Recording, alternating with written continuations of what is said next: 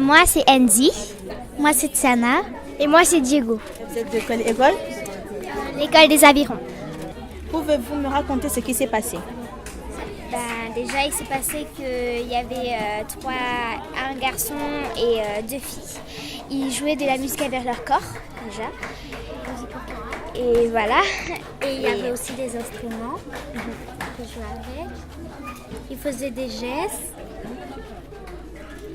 Et voilà. C'était drôle. Voilà. Et... parce que déjà quand la fille elle s'est mise ça nous a fait un choc, ça nous a fait sauter quoi. Quel collège vous venez? Du collège Tamara. Qu'est-ce que vous pensez de ce spectacle? Il est extraordinaire, c'est génial, c'était un moment magique. Moi j'ai adoré, c'était trop cool.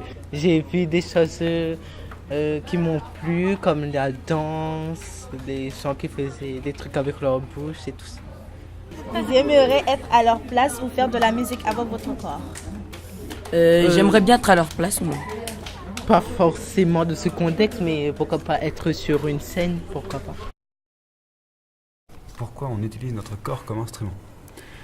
Je pense que c'est un peu tous pour des raisons différentes quand même. On a tous un parcours un peu différent. On a commencé la musique assez jeune. Moi, j'ai commencé par faire de la batterie. La batterie, c'était un instrument avec lequel j'avais du mal à vraiment exprimer ce que j'avais envie d'exprimer. Ce que j'avais envie de donner, ça passait pas avec cet instrument. Et puis, j'ai été en contact avec des claquettistes qui, eux, pratiquent déjà la percussion corporelle depuis longtemps, depuis le début du siècle, depuis le début 20e. Donc, ils font toujours des percussions corporelles en cours et j'ai commencé à faire de la percussion corporelle avec eux. Et là, d'un coup, j'ai eu l'impression de pouvoir enfin offrir à mon auditoire ce que j'avais à leur dire. C'était vraiment un média qui me plaisait beaucoup, une forme d'expression qui me plaisait beaucoup. Donc, j'ai décidé de pratiquer ça plus et plus et plus et plus. Moi, j'ai commencé la guitare et j'ai toujours dansé dans ma chambre devant ma glace, là. et en fait, les percussions corporelles, c'est vraiment un mélange de danse et de musique. Est-ce que vous avez le trac? Je me demande si ça va plaire, si les enfants ou les adultes vont aimer, rigoler ou nous lancer des œufs. Donc c'est aussi fait partie aussi du trac, de envie de bien faire. Après, on apprend à le gérer. On apprend à souffler avant de rentrer sur scène, on apprend à se faire des étirements, à se calmer, à respirer. Voilà, pour essayer de l'évacuer petit à petit. Et moi, une fois que je suis sur scène, en tout cas, ça disparaît. Alors, comment nous nous sommes rencontrés? Sophie avait organisé un petit concert. Elle avait commencé à créer un groupe à Grenoble, en France, en métropole, pardon. Et moi, je faisais de la percussion corporelle tout seul dans mon coin, dans les parcs, dans les champs.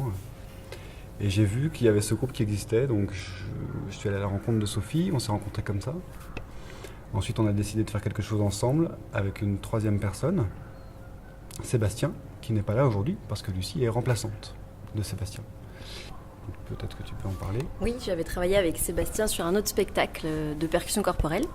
Et Sébastien ne pouvait pas assurer toutes les dates de Soléo parce qu'il a des enfants, parce qu'il est professeur et parce qu'il a plein de trucs à faire.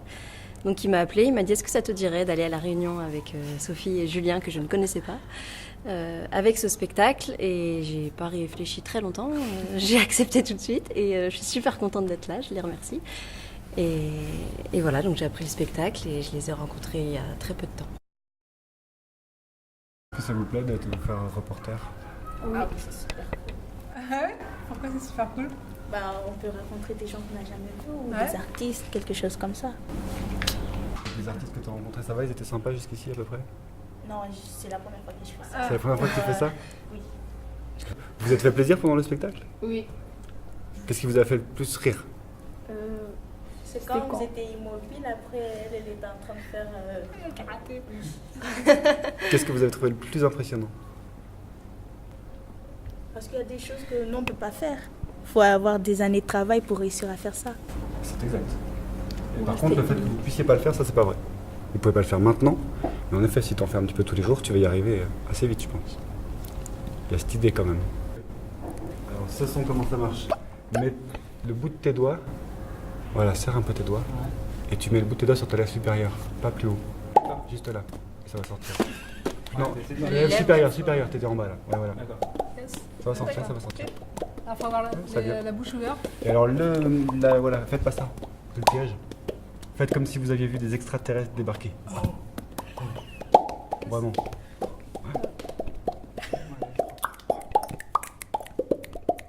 Vas-y, avec toi.